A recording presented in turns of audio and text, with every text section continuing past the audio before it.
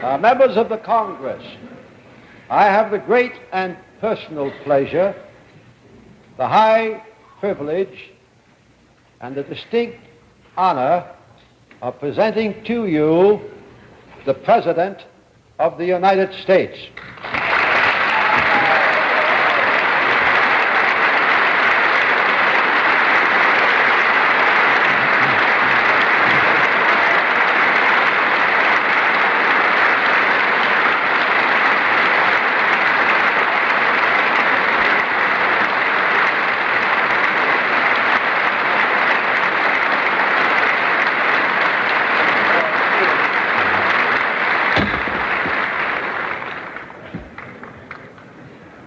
Mr. Speaker, Mr. President, members of the Congress, my fellow Americans, on this hill which was my home, I am stirred by old friendships. Though total agreement between the executive and the Congress is impossible, total respect is important. I am proud to be among my colleagues of the Congress whose legacy to their trust is their loyalty to their nation. I am not unaware of the inner emotions of the new members of this body tonight. 28 years ago, I felt as you do now. You will soon learn that you are among men whose first love is their country. Men who try each day to do as best they can what they believe is right. We are entering the third century of the pursuit of American Union. 200 years ago, in 1765, 9 assembled colonies first joined together to demand freedom from arbitrary power. For the first century, we struggled to hold together the first continental union of democracy in the history of man. 100 years ago, in 1865, following a terrible test of blood and fire, the Compact of Union was finally sealed. For a second century, we labored to establish a unity of purpose and interest among the many groups which make up the American community. That struggle has often brought pain and violence. It is not yet over. But we have achieved a unity of interest among our people that is unmatched in the history of freedom. And so tonight, now in 1965, we begin a new quest for union. We seek the unity of man with the world that he has built, with the knowledge that can save or destroy him, with the cities which can stimulate or stifle him, with the wealth and the machines which can enrich or menace his spirit. We seek to establish a harmony between man and society which will allow each of us to enlarge the meaning of his life and all of us to elevate the quality of our civilization. This is the search that we begin tonight. But the unity we seek cannot realize its full promise in isolation. For today, the state of the Union depends in large measure upon the state of the world. Our concern and interest, compassion and vigilance extend to every corner of a dwindling planet. Yet it is not merely our concern, but the concern of all free men. We will not, and we should not, assume that it is the task of Americans alone to settle all the conflicts of a torn and troubled world. Let the foes of freedom take no comfort from this, for in concert with other nations, we shall help men defend their freedom.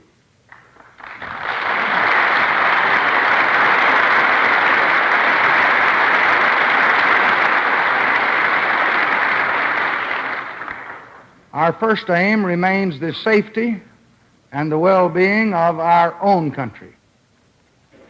We are prepared to live as good neighbors with all, but we cannot be indifferent to acts designed to injure our interests or our citizens or our establishments abroad. The community of nations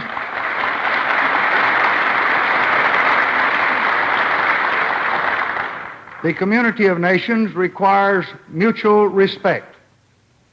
We shall extend it, and we shall expect it.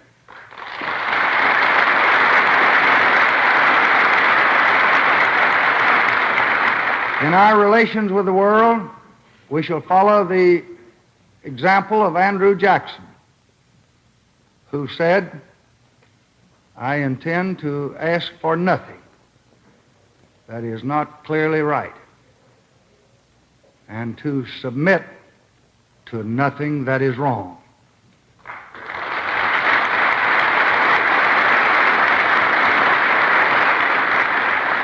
And he promised that the honor of my country shall never be stained by an apology from me for the statement of truth or for the performance of duty.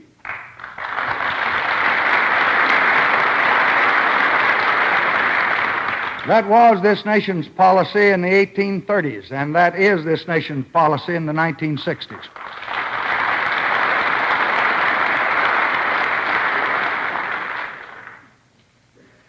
Our own freedom and growth have never been the final goal of the American dream. We were never meant to be an oasis of liberty and abundance in a worldwide desert of disappointed dreams. Our nation was created to help strike away the chains of ignorance and misery and tyranny wherever they keep man less than God means him to be. We are moving toward that destiny, never more rapidly than we've moved in the last 4 years. In this period, we have built a military power strong enough to meet any threat and destroy any adversary. And that superiority will continue to grow so long as this office is mine and you sit on Capitol Hill.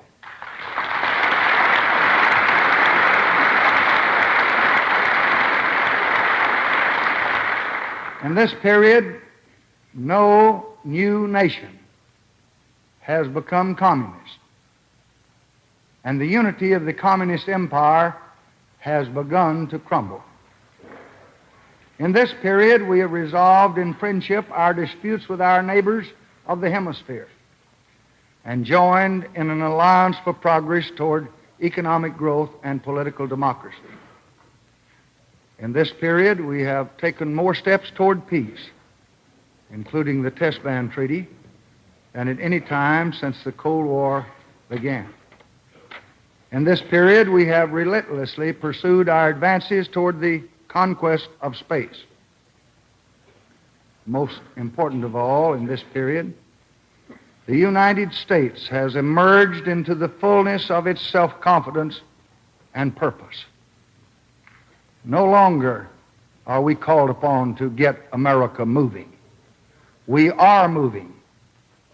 No longer do we doubt our strength, our resolution.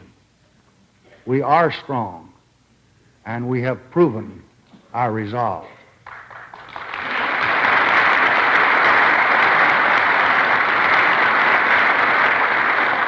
No longer can anyone wonder whether we're in the grip of historical decay.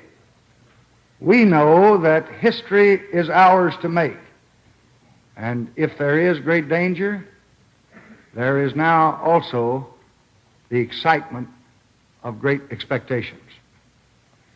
Yet we still live in a troubled and perilous world.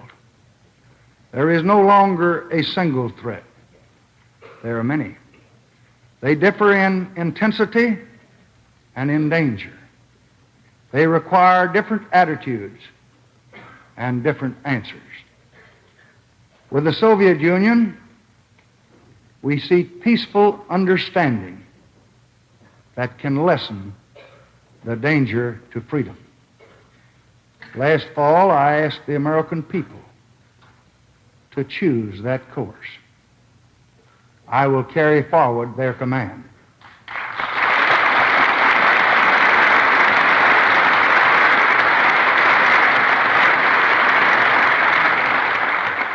If we are to live together in peace, we must come to know each other better. I am sure that the American people would welcome a chance to listen to the Soviet leaders on our television, as I would like the Soviet people to hear our leaders on theirs.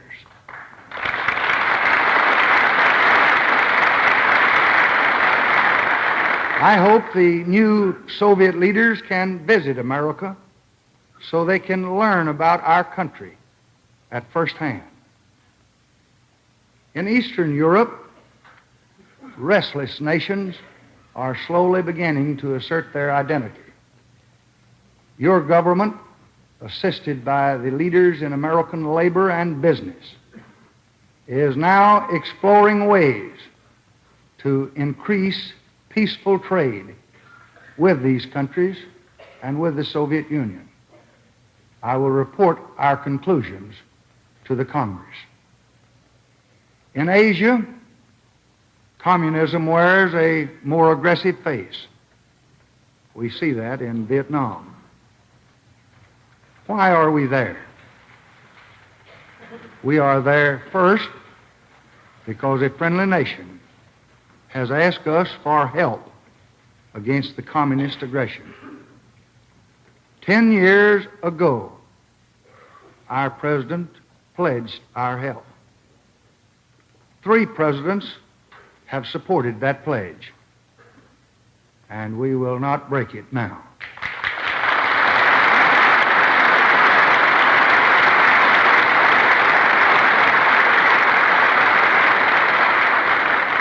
Second, our own security is tied to the peace of Asia. Twice in one generation, we have had to fight against aggression in the Far East. To ignore aggression now would only increase the danger of a much larger war. Our goal is peace in Southeast Asia. That will come only when aggressors leave their neighbors in peace. What is at stake is the cause of freedom. And in that cause, America will never be found wanting.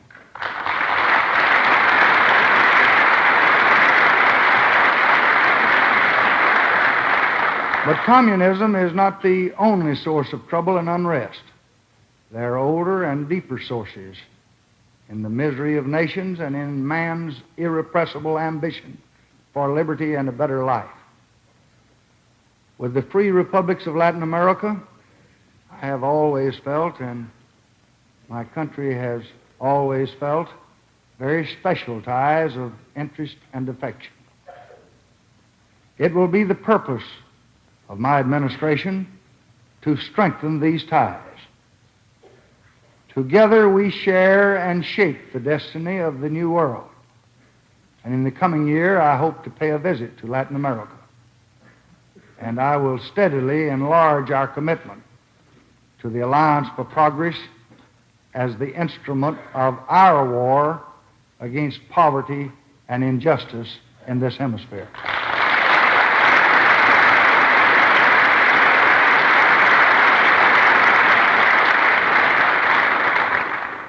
In the Atlantic community, we continue to pursue our goal of 20 years, a Europe that's growing in strength, unity, and cooperation with America.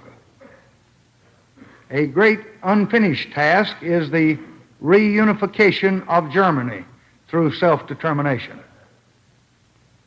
This European policy is not based on any abstract design. It is based on the realities of common interests and common values, common dangers and common expectations. These realities will continue to have their way. And in our, especially I think, in our expanding trade, and especially in our common defense. Free Americans have shaped the policy of the United States.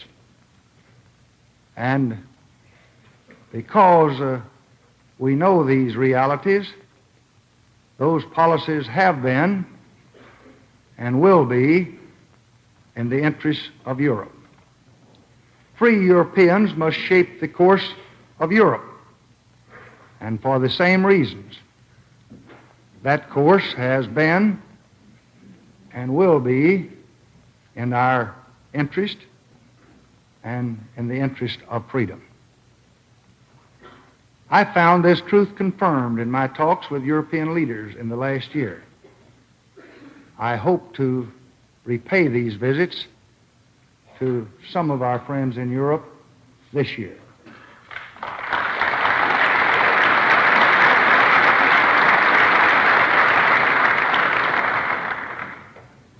In Africa and Asia, we are witnessing the turbulent unfolding of new nations and continents. We welcome them to the Society of Nations. We are committed to help those seeking to strengthen their own independence and to work most closely with those governments dedicated to the welfare of all of their people. We seek not fidelity to an iron faith, but a diversity of belief as varied as man himself. We seek not to extend the power of America, but the progress of humanity. We seek not to dominate others, but to strengthen the freedom of all people. I will seek new ways to use our knowledge to help deal with the explosion in world population and the growing scarcity in world resources.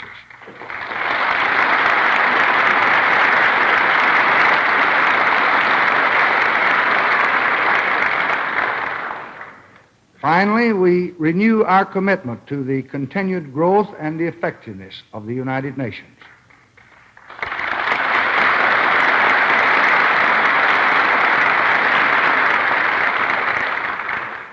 The frustrations of the United Nations are a product of the world that we live in, and not of the institution which gives them voice.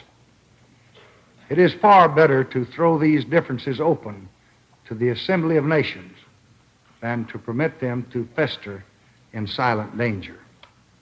These are some of the goals of the American nation in the world in which we live.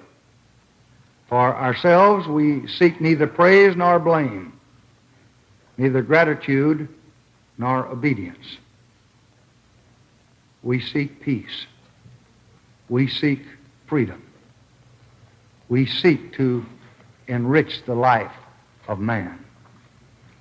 For that is the world in which we will flourish.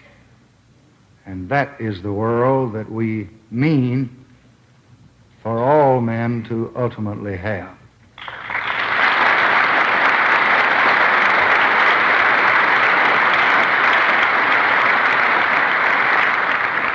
World affairs will continue to call upon our energy and our courage. But today we can turn increased attention to the character of American life. We are in the midst of the greatest upward surge of economic well-being in the history of any nation. Our flourishing progress has been marked by price stability that's unequaled in the world. Our balance of payments deficit has declined, and the soundness of our dollar is unquestioned. I pledge to keep it that way.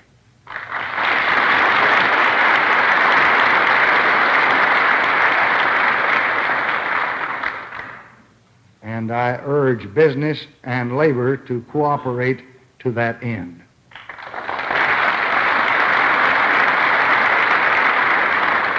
We worked for 2 centuries to climb this peak of prosperity, but we're only at the beginning of the road to the great society. Ahead now is a summit where freedom from the wants of the body can help fulfill the needs of the spirit. We built this nation to serve its people. We want to grow and build and create, but we want progress to be the servant and not the master of man. We do not intend to live in the midst of abundance, isolated from neighbors and nature, confined by blighted cities and bleak suburbs, stunted by a poverty of learning and an emptiness of leisure. The great society asks not how much, but how good.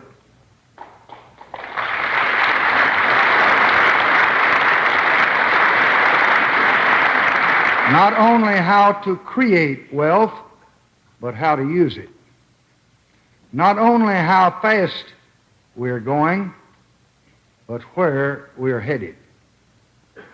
It proposes as the first test for a nation the quality of its people. This kind of society will not flower spontaneously from swelling riches and surging power. It will not be the gift of government or the creation of presidents. It will require of every American for many generations both faith in the destination and the fortitude to make the journey. And like freedom itself, it will always be challenge and not fulfillment. And tonight, we accept that challenge.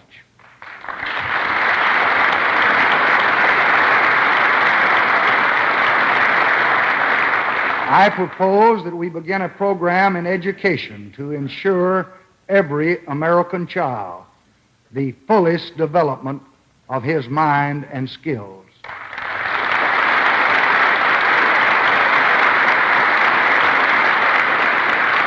I propose that we begin a massive attack on crippling and killing diseases.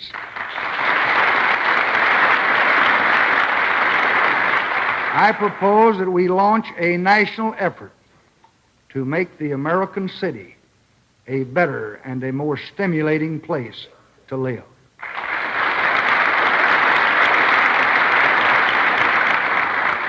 I propose that we increase the beauty of America and end the poisoning of our rivers and the air that we breathe.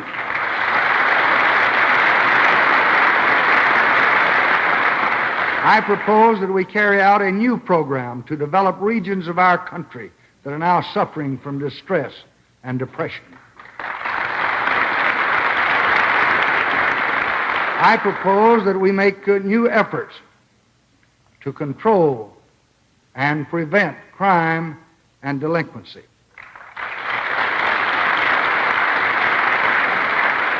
I propose that we eliminate every remaining obstacle to the right and the opportunity to vote.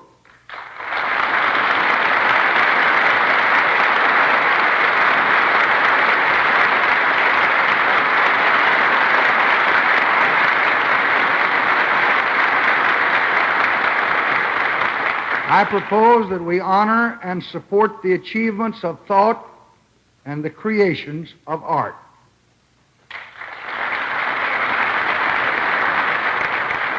I propose that we make an all-out campaign against waste and inefficiency.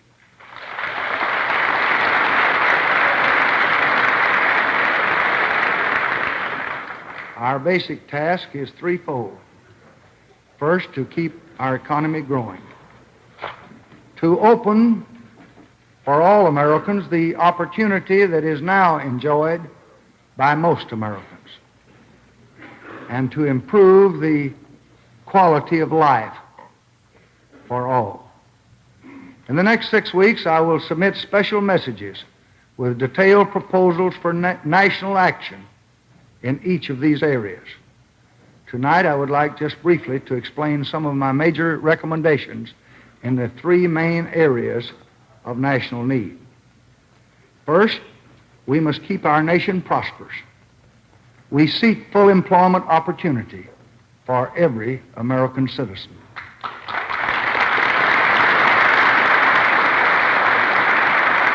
I will present a budget designed to move the economy forward. More money will be left in the hands of the consumer by a substantial cut in excise taxes.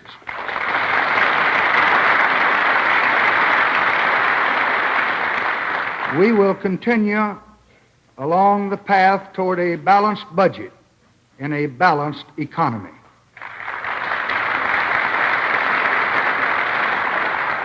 I confidently predict what every economic sign tells us tonight: the continued flourishing of the American economy. But we must remember that fear of a recession can contribute to the fact of a recession. The knowledge that our government will and can move swiftly will strengthen the confidence of investors and business. Congress can reinforce this confidence by ensuring that its procedures permit rapid action on temporary income tax cuts and special funds for job-creating public programs should be made available for immediate use if recession threatens. Our continued prosperity demands continued price stability. Business, labor, and the consumer all have a high stake in keeping wages and prices within the framework of the guideposts that have already served the nation so well. Finding new markets abroad for our goods depends on the initiative of American business. But we stand ready with credit and other help to assist the flow of trade which will benefit the entire nation. Our economy owes much to the efficiency of our farmers. We must continue to assure them the opportunity to earn a fair reward. I have instructed the Secretary of Agriculture to lead a major effort to find new approaches to reduce the heavy cost of our farm programs and to direct more of our effort to the small farmer who needs the help the most.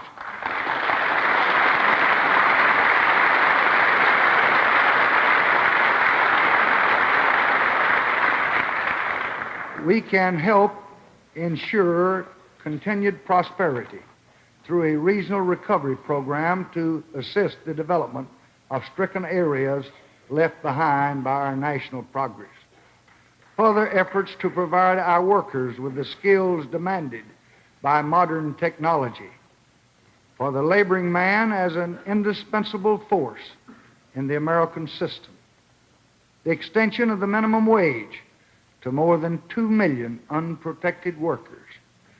The improvement and the modernization of the unemployment compensation system, and as pledged in our 1960 and 1964 Democratic platforms, I will propose to Congress changes in the Taft-Hartley Act, including Section 14B.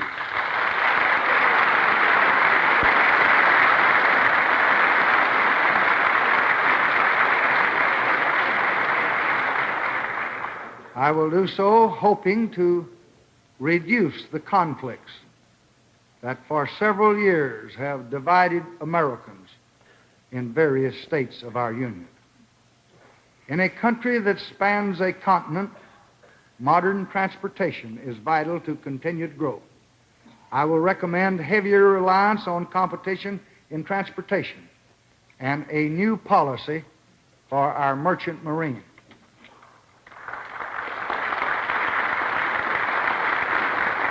I will ask for funds to study high-speed rail transportation between urban centers. We will begin with test projects between Washington and Boston. On high-speed trains, passengers could travel this distance in less than 4 hours.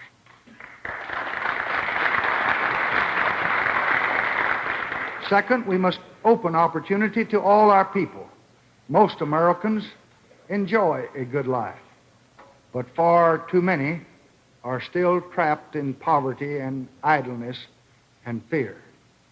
Let a just nation throw open to them the city of promise.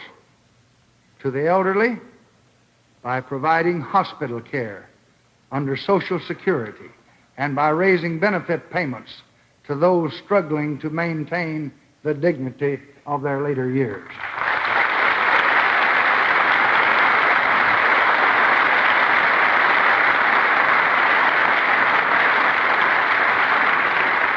To the poor and the unfortunate through doubling the war against poverty this year.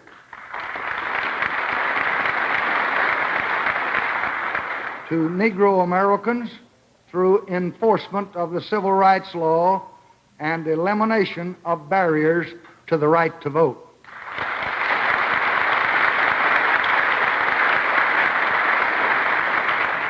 To those in other lands that are seeking the promise of America through an immigration law based on the work a man can do and not where he was born or how he spells his name.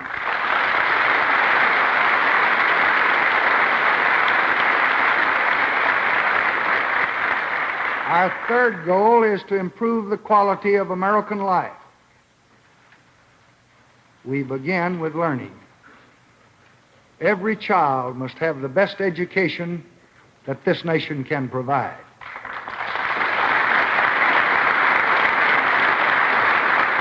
Thomas Jefferson said that no nation can be both ignorant and free.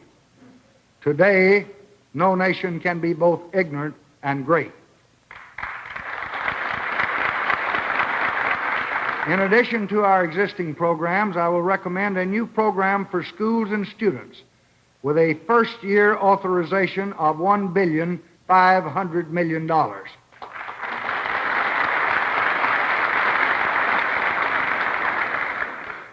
It will help at every stage along the road to learning.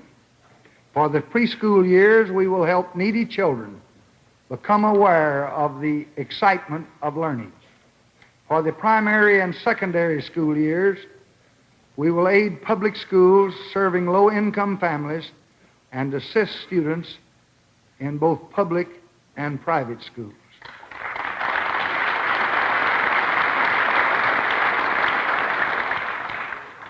For the college years, we will provide scholarships to high school students of the greatest promise and the greatest need, and we will guarantee low-interest loans to students continuing their college studies.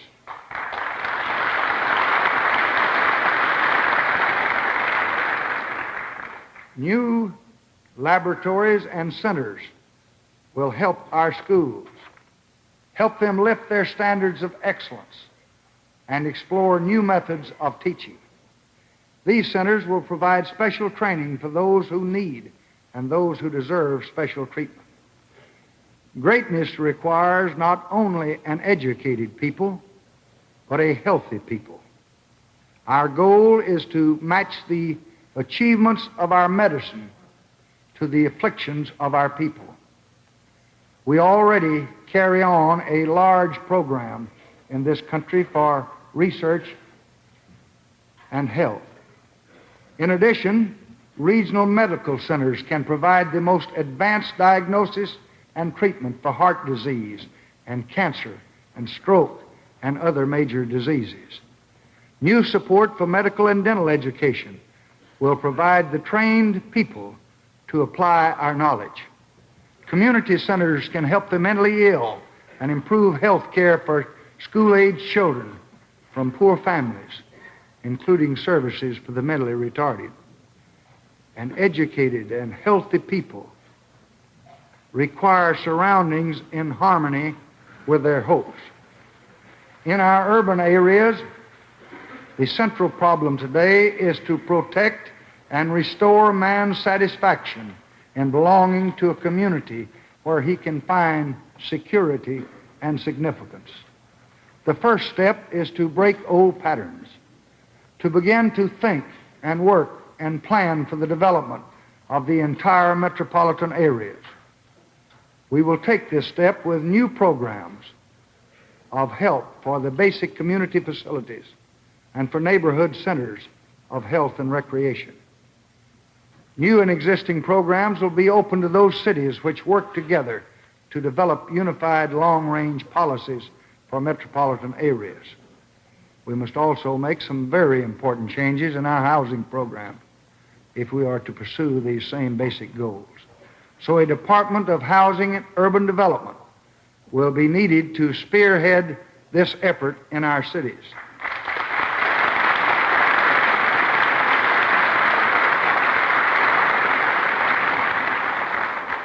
Every citizen has the right to feel secure in his home and on the streets of his community.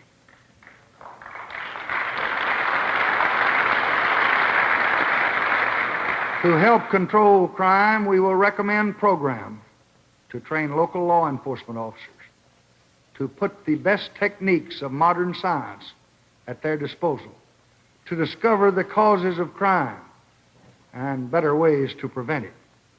I will soon assemble a panel of outstanding experts of this nation to search out answers to the national problem of crime and delinquency, and I welcome the recommendations and the constructive efforts of the Congress.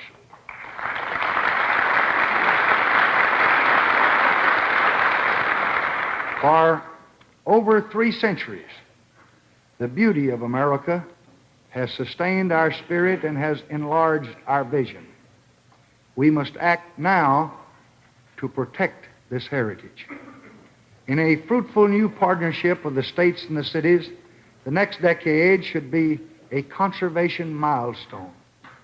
We must make a massive effort to save the countryside and to establish as a green legacy for tomorrow more large and small parks, more seashores and open spaces than have been created during any other period in our national history.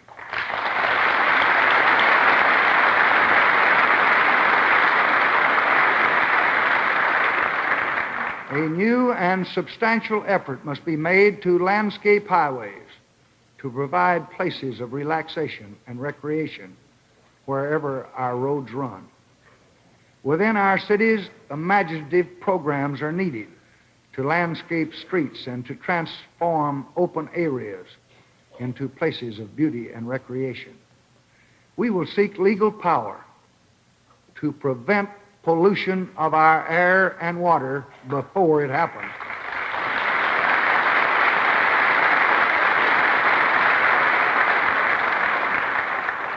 We will step up our effort to control harmful wastes, giving first priority to the cleanup of our most contaminated rivers.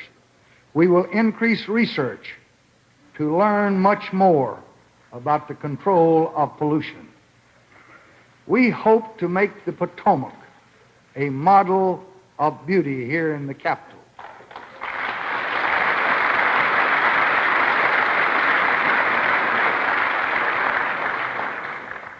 And preserve unspoiled stretches of some of our waterways with a wild river's bill. More ideas for a beautiful America will emerge from a White House conference on national beauty, which I will soon call.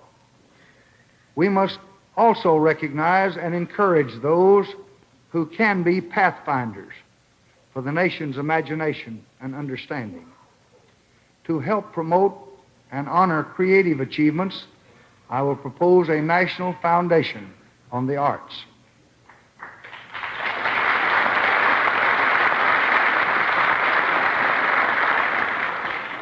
To develop knowledge which will enrich our lives and ensure our progress, I will recommend programs to encourage basic science, particularly in the universities, and to bring closer the day when the oceans will supply our growing need for fresh water.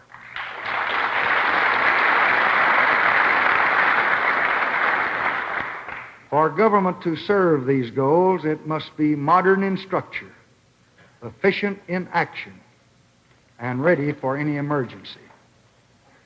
I am busy currently reviewing the structure of the entire executive branch of this government. I hope to reshape it and to reorganize it to meet more effectively the task of the 20th century. Wherever waste is found, I will eliminate it. Last year, we saved almost $3.5 billion by eliminating waste in the national government.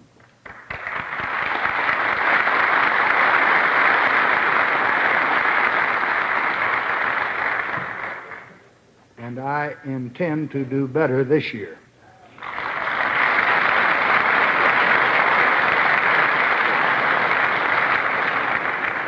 And very soon I will report to you on our progress and on new economies that your government plans to make.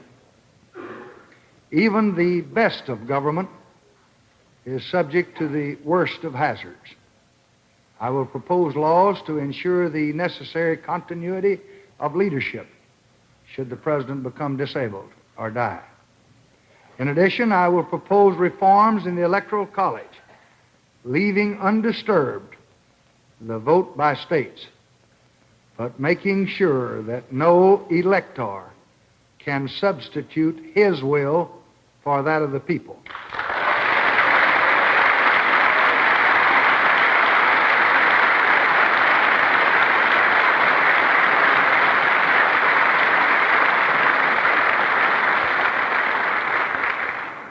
Last year, in a sad moment, I came here and I spoke to you after 33 years of public service, practically all of them here on this hill. This year, I speak after 1 year as President of the United States. Many of you in this chamber are among my oldest friends. We have shared many happy moments and many hours of work. And we've watched many presidents together. Yet, only in the White House can you finally know the full weight of this office. The greatest burden is not running the huge operations of government, or meeting daily troubles, large and small, or even working with the Congress. A president's hardest task is not to do what is right, but to know what is right. Yet the presidency brings no special gift of prophecy or foresight. You take an oath, you step into an office, and you must then help guide a great democracy. The answer was waiting for me in the land where I was born. It was once barren land. The angular hills were covered with scrub cedar and a few large live oaks. Little would grow in that harsh, caliche soil of my country. And each spring, the Pedernales River would flood our valley But men came and they worked and they endured and they built. And tonight that country is abundant. Abundant with fruit and cattle and goats and sheep. And there are pleasant homes and lakes. And the floods are gone. Why did men come to that once forbidding land? Well, they were restless, of course. And they had to be moving on. But there was more than that. There was a dream. A dream of a place where a free man could build for himself and raise his children to a better life. A dream of a continent to be conquered, a world to be won, a nation to be made. Remembering this, I knew the answer. A president does not shape a new and personal vision of America. He collects it from the scattered hopes of the American past. It existed when the first settlers saw the coast of a new world and when the first pioneers moved westward. It has guided us every step of the way. It sustains every president. But it is also your inheritance. And it belongs equally to all the people that we all serve. It must be interpreted anew by each generation for its own needs, as I have tried in part to do tonight. It shall lead us as we enter the 3rd century of the search for a more perfect union. This, then, is the state of the Union. Free and restless, growing and full of hope. So it was in the beginning. So it shall always be, while God is willing and we are strong enough to keep the faith.